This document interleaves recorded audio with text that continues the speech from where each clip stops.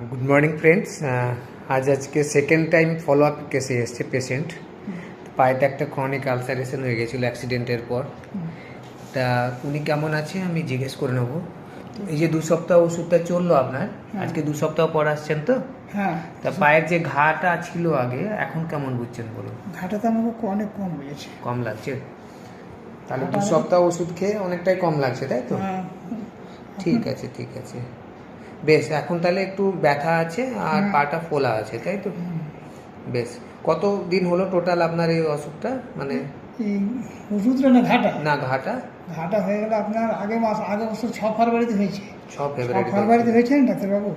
এখান থেকে মনে করলেন কেটে গেছিলো গোটাই। কেটে যাওয়ার পরে যখন এই শিরগুলো খালি ছিল, শির গেলার মাংস ছিল না, মাংসের জন্য ওষুধ দিল। 4 মাস পর মাংস এলো যখন, তখন চামড়া লাগালো ডাক্তার, রড বার করলো।